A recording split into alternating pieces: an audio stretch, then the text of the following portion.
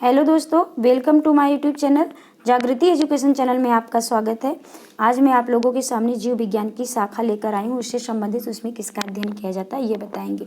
ये ऐसे एग्जाम आपके पीसीएस और आरओ में भी आते हैं और किसी में भी अगर साइंस के आते हैं प्रश्न जीके जीएस के तहत तो ये आप पढ़ सकते हैं। तो ये रहा आपका पहला कि जियोलॉजी में किसका अध्ययन किया जाता है। तो जियोलॉजी में जंतुओं का अध्ययन किया जाता है।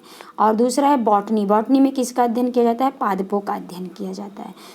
नेक्स्ट है पेडोलॉजी। पेडोलॉजी में किसका अध्ययन किया जाता है? तो मृदा का अध्ययन किया जाता है। किसका अध्ययन किया जाता है? मृदा का अध्ययन किया जाता है। और चौथा है डर्मेटोलॉजी यानी त्वचा का अध्ययन किया जाता है। वेरी केयरफुली होकर इसे पढ़ते चलेंगे। और ये पांचवा हर्पेटोलॉजी। हर्पेटोलॉजी में उभयचर और सरीसृप दोनों का अध्ययन किया जाता है। उभयचर माने जल में और थल में दोनों पर रहने वाले, सरीसृप शरीर में रेंगने वाले प्राणी का अध्ययन किया जाता है। तो हर्पेटो पीठ दो उन्हें जो रेंगते हो, पीठ दो उन्हें जो जल और थल में दोनों रहते हैं। ऐसा रिलेट करके आप याद कर सकते हो ताकि आपको भूले ना एग्जाम हॉल में।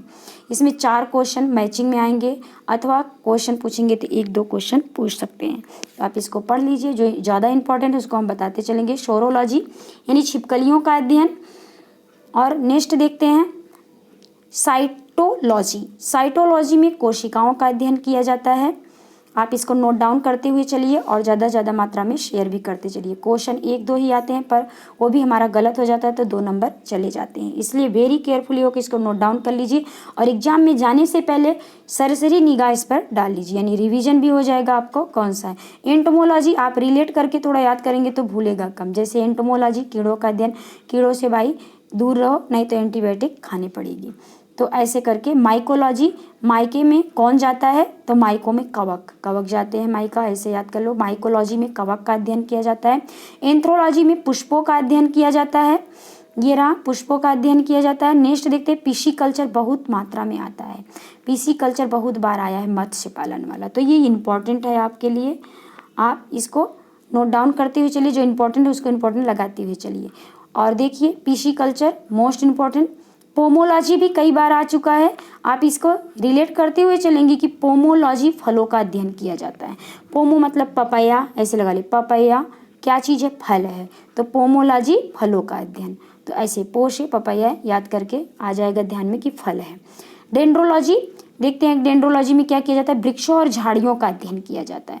डेंड्रो यानी इसको लगा ले डंडा, डंडा कहाँ से हम प्राप्त करते हैं? वृक्ष और झाड़ियों से तोड़कर डंडे को बनाते हैं। तो डेंड्रोलॉजी वृक्ष और झाड़ियों से, ऐसे करेंगे तो भूलने के चांसेस कम रहते हैं। ओलेरीकल्चर, ओलेरीकल्चर में देखिए सब्जियों की खेती होती है। अब कैसे रिलेट करेंगे? सब्जी में सबसे बहुतायत मात्रा में कौन सी सब्जी ज़्यादा यूज करते हैं? आलू, सारी सब्जियों में पड़ जाती है।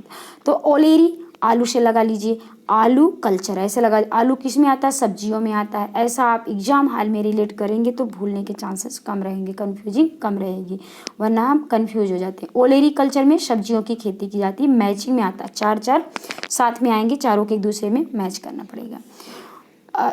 देखिए हेप्रोलॉजी लीवर का अध्ययन करते हैं। क्रोनियोलॉजी में खोपड़ी का अध्ययन किया। देखिए क्रोनियोलॉजी है और एक है कार्डियोलॉजी। आप डिफरेंट इसको पता कर से कितना अंतर है। कॉर्नियो है, क्रॉनियो है, तो इसमें खोपड़ी रहेगा।